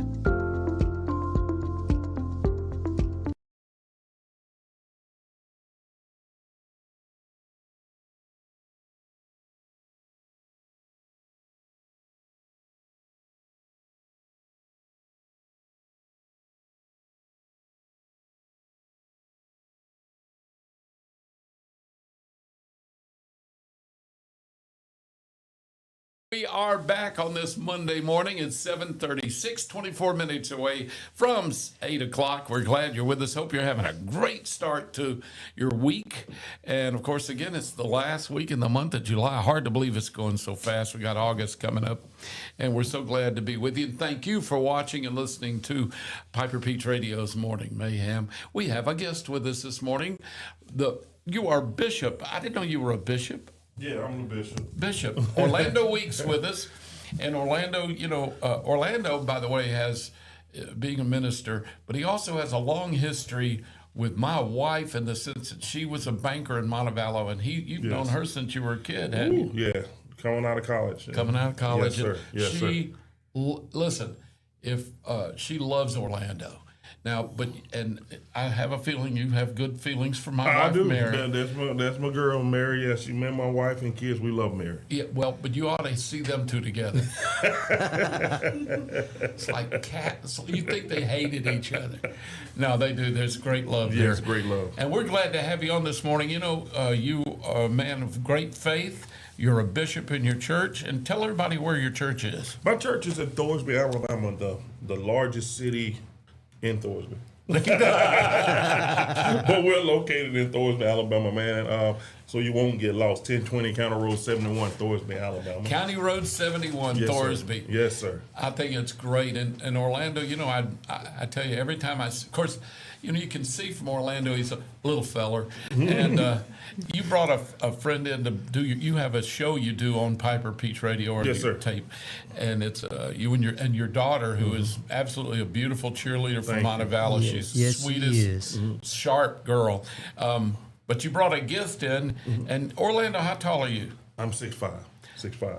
He brought in a guy that was bigger than him last week. I saw, who was that guy? That guy was huge. That was DeMarco McNeil. He was a former Auburn Tiger football player. I could tell. Yeah, Philadelphia Eagles. Was he Philadelphia Eagles? Yes, really? sir. Yes, sir. Big old guy. Yeah. And I love the way you reach out to everybody. It's it's wonderful. When did you feel, have you always had the calling to become a minister and to affect change in people? No, sir. When did it happen? I was early 30s. Really? Yes. I was always in church, but not in the kingdom, if that makes any sense. Yes, I do. I went to church because my mom and dad, that was if you lived in that house under that roof, You were going to church. you was going to church. Every Right. Sunday morning, you was going. When I grew up, guys, you won't believe, we had church Sunday, Monday night till at night, Tuesday night prayer and anointing, Wednesday night evangelistic service, and Thursday night Bible study. Holy cow. I I am do not- mean holy. And I'm not done. Friday night, mass choir rehearsal, and Sunday morning was youth choir rehearsal. My goodness. Yeah, so I was always at the church, man. That was your center of your entire social activity then, or life. Forcefully? Yeah. Yes, it was. But I Was grew that up to good or look- bad, Orlando? I'm putting this to you as a young man, coming up as a child, as a teenager. Did you not rebel against that much church, or was that? I didn't. Good. I didn't. I realized in the area that I was raised in that it kept me. It kept me from making bad choices. Yeah, but at the same time, I still was a child. I got to play sports, and sometimes here and there we may have got a joke or two about being the church boy. Right. But I've watched friends, I've watched people that I knew go in and out of jail, all of this stuff going on. Bad choices, bad choices. life. Yeah, and we were one of the few homes that had a mother and a father in the home at the same time. And if they had a mother and a father, they weren't married. So we were more like the Exception. You were the Yeah, exception, not the rather than the rule. rule. yeah. So we had that, and I didn't rebel against it. But let me be honest, when I got an opportunity, when I got out to go to college, I Right. thought I was free. I did. Exactly. So I was living life. That's a pretty common story, yeah, I think. Yeah, and so I wasn't feel like I was obligated to go to church. I got you. And- Did and- you get away from church when you were in college? I did. I wasn't going like I was supposed to, and then once I graduated from college, it got worse. Yeah. I didn't go, but my wife today, I met her in college, and her brother was a minister. He was a pastor, and we would go visit him on a regular basis. But at one point in my life, I felt like something was missing. I knew something was missing, and the craziest thing is I knew what was missing. What was missing? You Exactly. knew it, but were you trying to deny it too? I mean, that's human nature, isn't it? Well, at that point, it wasn't denying the calling. Right. It was, I know I'm supposed to be a part of ministry. I'm supposed to be going to church. I'm supposed to be worshiping God. I'm supposed to Right. be giving God my time. Being a good person, I know was just not enough. I got Yeah. you. A lot of people, I'm a good person. A lot of good people go to hell. Yeah, Well, they that's do. right. What's the old phrase? The road to hell is paved with good intentions. What you say? Yeah. Yeah. Yeah, and, that's and, right. and so, I mean, people who mean well and think they're good people, they're only maybe 50%, 30%, Right. 80%, but you're supposed to be 100%, Supposed to be or at least 100%. you're shooting for it, whether you for make it or not. We're all Right. human. Exactly. but I shoot like for that. And man, once I realized that, man, I need to get back and do something. I need to get back into ministry, into church, and back to the same old, going to church with no salvation again. gotcha. Bought a part of the church, and man, one Tuesday night I'll never forget.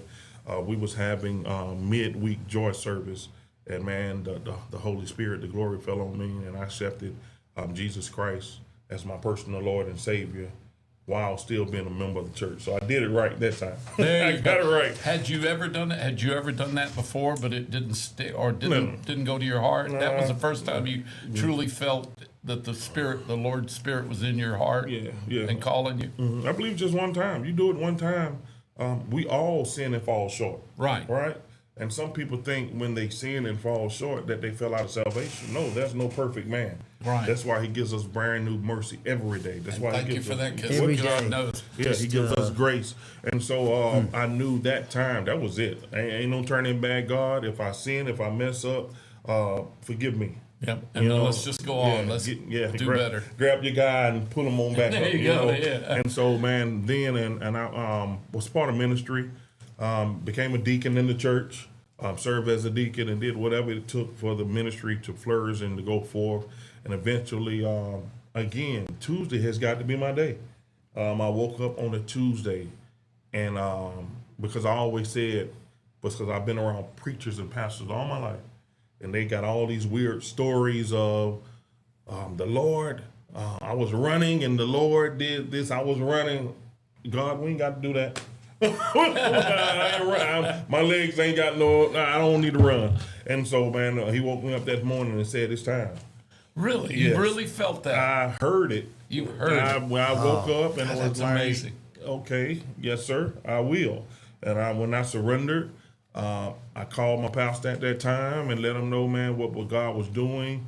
And, the rest was history. So I went from ministering at a church from a couple of years, and then I was called into pastoring. Didn't want that. I avoided that for the longest. And because, there was plenty of opportunities.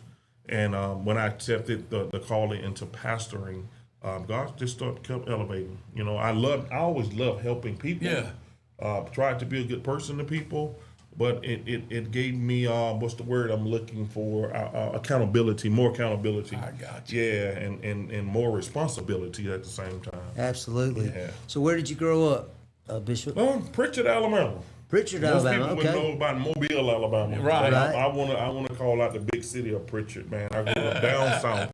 Yeah. I know Yes, sir. Pritchard. Yeah. Yes, sir. I did. I've been through it a few Been through times. it. That's about And it. so, were you a Wolf? Did you go to school? No, sir. Oh, I'm sorry. Oh, I just said the wrong thing. Man, I was a leopard. I was a blunt leopard. Okay, a blunt leopard. Yes, Okay, sir. all right. Yeah, all yeah. right. When I came through, it was Coach Ben Harris, that's football coach, and Coach Willie Burns, that's my basketball coach. Okay. Yeah.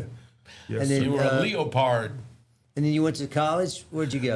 When I left Blunt, I went to Faulkner State, which is now, I think they call it Coastal Alabama or Was that- something like that. Was that in Bay Minette? Bay Minette? Bay All right. Yeah, All Faulkner right. State Junior College. And upon transfer from there, I went to University of Montevallo. Okay. Yes, sir. Yes, sir. So were you on some of those championship teams there at Montevallo? No, that was No. When I left. Maybe I was the problem. Yeah, maybe I was the problem. No, once I left, the next couple of years, a lot of moving parts went around with coaching. And Was it Coach Young was there? Coach Young wasn't there. Coach Okay. Danny Young was there. He was an amazing Danny That's, Young. that's the Yeah. guy I What remember. a great guy. Yeah. Coach Daniels. Danny Young came afterwards. Right. Okay, I Coach see. Jeff Daniels was my coach. I got he you. was an amazing father. I don't know tell him. you, amazing coach. He was an assistant to Mike Anderson. Okay. When Mike Anderson was at UAB in Arkansas, Right. that I was remember. his assistant coach. Yep. So I'll be dang. yeah, he was amazing. Man, I love Coach Daniel. He was an amazing guy, man. And so once we moved out, they had a lot of more moving parts to where they can recruit better and stuff like that. So yeah, but I had a great time at And Montevallo. you're in Montevallo now? I am. I couldn't go back. My wife trapped me. She put me in handcuffs and no, but I love the small country. Coming from the city, moving in Right, the area. exactly. I love peace. Yes, Yeah, sir. me too. I love I do peace. too. Yes. And Montevallo's a great little community. It is. It really is. It is. The craziest part is I don't know a lot about it because I go home. Yeah, when I get off work, man, I go home. Right. I rest, but it's more work in Chilton County because God calls us to an area. You know what I mean? God And has. you're in Thorsby. Yeah, I'm in Thorsby and in Jemison area, Clan area. So God has other ministers that works that area. So if they need my help, I'm definitely there. Of course. But most of my ministry work is in Chilton County. Orlando, is anything since you have become, how long now have you been in the ministerial position? Since 2013. 13. Yes, sir. 13 years. Yeah, 13 years. So has anything, what has, let me ask you this, going into it, you didn't know really what you were going into in a sense, and now you've got 13 years experience. Mm-hmm. What surprised you? What has surprised you the most about it that you didn't anticipate? Or was there anything? Well, the funniest thing is, I think I did know, simply because all of my years in ministry and church, I served right beside the pastor. I got you. I always, growing up in my church, my You were pastor. the assistant coach. Well, I wouldn't say the assistant coach, but I was the ball boy that There watched you go. everything. I was at every practice. I was You were there. Yeah, I was I was calling him there. the manager Yeah, back in my day. There you go. Team manager. Yeah, and so I was always around the pastor. Growing up, my pastor, Apostle Smith, he was always connected to his members. Gotcha. And so he taught me everything I needed to know about ministry and serving God's people. In a good way. In a great way. Great way. So I knew what serving was. I talked about serving yesterday, didn't I? And so once I came up here and got back into ministry, I still was serving. You know what I mean? I was Right. a deacon. I walked with the pastor. I traveled with him. I watched the people he loved be the same people that talked about him. I watched the people that he served be the same one that turned their back on him and don't appreciate it and still love, minister to, serve to. So I kind of knew it. But again, you can watch it from afar or watch it up close. Right. Until you walk in those shoes, You just don't Little know. bit do you? different. just don't know. Walk that mile. Yeah. Now, what has frustrated you the most about this job? What angers you? It's a good bad anger. Let me say this because I want it as more than the people that needs it. Gotcha. It's as bad as I want it for them. Sometimes it seems like they feel like it's not necessary. Yeah. And And do you sometimes feel like people fight fight against what they know is probably they should be doing, or Correct. Yes, yeah. sir. Yes, so sir. it's frustrating to see them fighting Yes. against good. Yeah, fighting against just lazy, slothfulness, lack of dedication. It's just, that's the part that makes me frustrated. I wouldn't say angry, but frustrated at times. Yeah.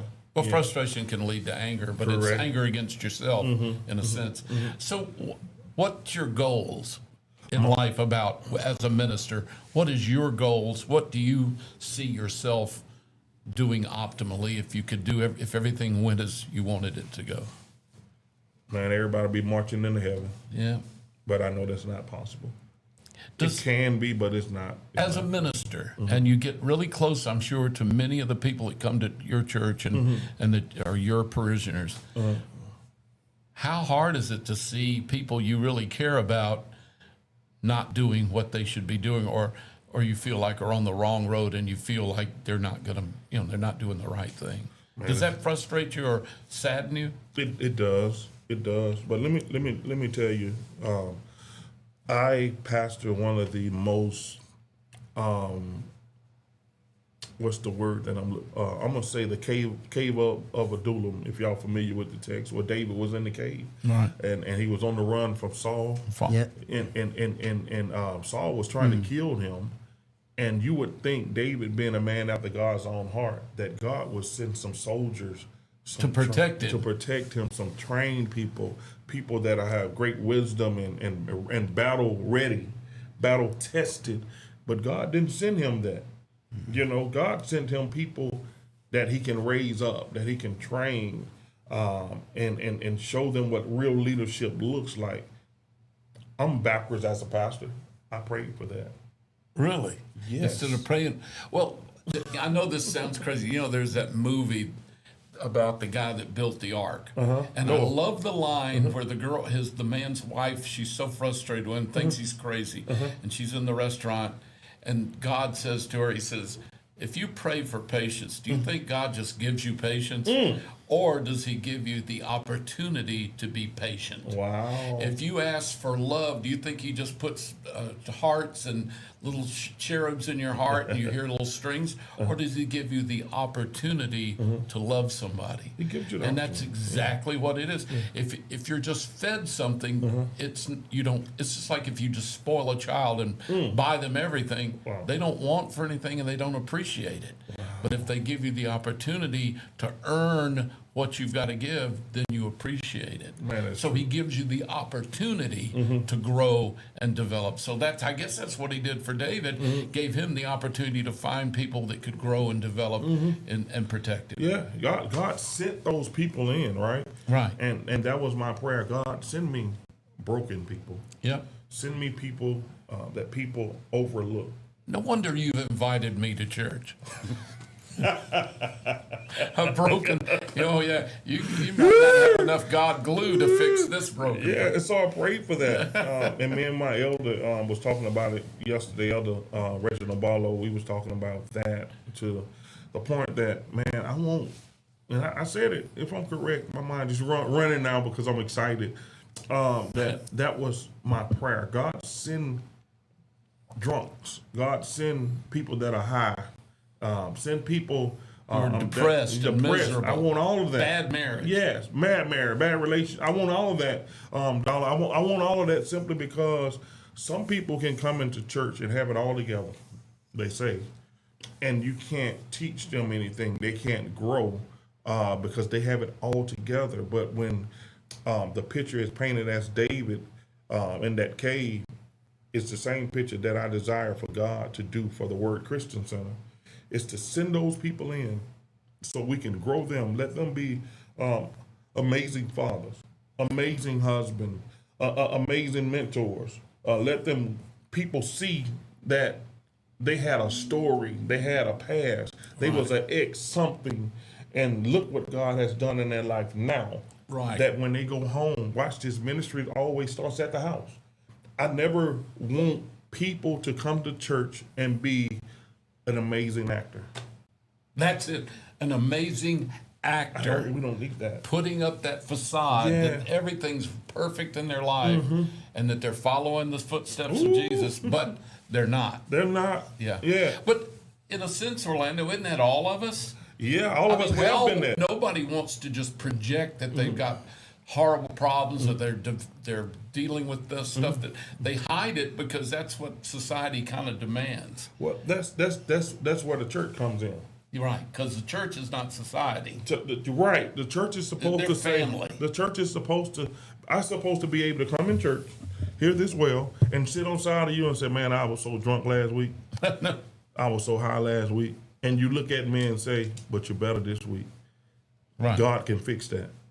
Not look at me and say, "You know what? You're the most horrible drunk." You don't. And church have done that to people, right? They have. Oh, yeah. We have judged people. Yeah. We the church is not a courtroom. No. It's not. It's a spiritual hospital where we're able to mentally and physically.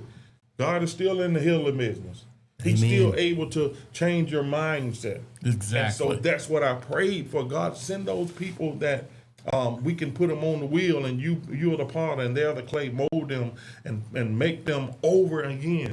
Yeah. And so when the church don't do that, we'll fail. So I want what the church people don't want. I always have a saying. Excuse me, I don't like church people. I know what you're saying. I know exactly what you're saying. I always say that, and sometimes I'm preaching places, and people be like, "That was so rude," and I mean that. I don't like church people. I like kingdom-minded people. Yeah. People that have the mind of Christ. Let this mind be in you, which is also in Christ Jesus. So if you come in the way that you were, even the way that you are, I should be able to sit beside you, and I know that you was out there in the street doing this, that, and another. Isn't Jesus the one that says, "Ye without sin cast the first stone"? Bingo. He was. And judge not, lest ye be judged. Right. Yeah, it's funny, Orlando. The what kills me is I think people who really want to seek a good life and walk in the steps of Jesus and have God in their heart. I think the one thing that really prevents them from accepting that kind of life and relationship with the Lord is hypocrisy. Wow. And I think you see a lot of people that say they know somebody that's a church person, and then they see what they're doing behind the scenes, Right. and the hypocrisy keeps them from wanting. They think that's the standard. Wow. And I think that hurts a lot of people. I think hypocrisy is one of the strongest tools of the devil. Wow. To be honest with you. Correct. So I think what you're doing is magnificent, and I always respect when I hear a lot of these people give their testimonies about their life and their conversion to a better life. I love the fact that they admit, I did drugs, I ran around, I was a bad person. I respect that, Right. because I'm like you. I believe people can go into the crucible and come out a completely changed person. Yeah. Not even the same material that went into the fire, they come out completely chemically, physically, emotionally changed. Wow. And that's what we all seek, isn't it? Yes, that's right. That's We right. all have our bad stuff. We want to come out of the other end completely cleansed as best as we can be and live a great life. And I thank you for leading people in that way, because I think a lot of folks who do have drug problems, drink, run around, whatever their sin is, whatever their problem is, they won't go to the church because they think they're going to be judged and people are going to reject them. And the fact that you say, come in here, we love you, we're going to try to help you live a happier, better life. Right. I think that knocks some of that hypocrisy out and leads people to a much better life. Wow. Yes. That's the assignment. I think a lot of people also feel, Bill, that God won't even accept them. Right. As bad Well, as sure, they if you're are, depressed and or things they've done, because they don't know any better. Yeah, right. And they haven't heard the word. And of course, I know that's what you're feeding. Just like you're feeding your flock. And I'm so glad that you came in this morning, Bishop, we and really do talked appreciate to us it. about things and the Word Christian Center. Yeah. So, what time do you guys meet there? 8:55 on Sunday morning. 8:55. Yeah, I have to say it twice because sometimes when you say 8, they don't hear 55. Yeah, that's closer to 9 than 8. It seems a lot early, but 8:55 is just That's a smidgen before 9 o'clock. 8:55. Yeah, so they'll say 8 o'clock is early. I didn't say 8, sir. I didn't say 8, ma'am. I said 8:55. And you says on County Road County 71. Road 71. County Road Outside 71. of Thorsby, Thorsby? Alabama. Yeah, we ain't hard to find. If you're looking for us, just come in and just listen to this show. Get these guys, and they'll get you there. There you go. That's right. Orlando, always a pleasure to see you. Thank you Thanks for all for the having good me. work you're doing, my friend. Yes, thank you for having me. All right, well, we're out of time. We can wrap it up, Bill. We've wrapped it up with Orlando Weeks, Bishop Orlando Weeks. Thank I want you, to sir. give you your credit there. But we thank you for watching and listening this morning, and hope you have a great day, and we'll continue to have a good week as well, and we thank you. We'll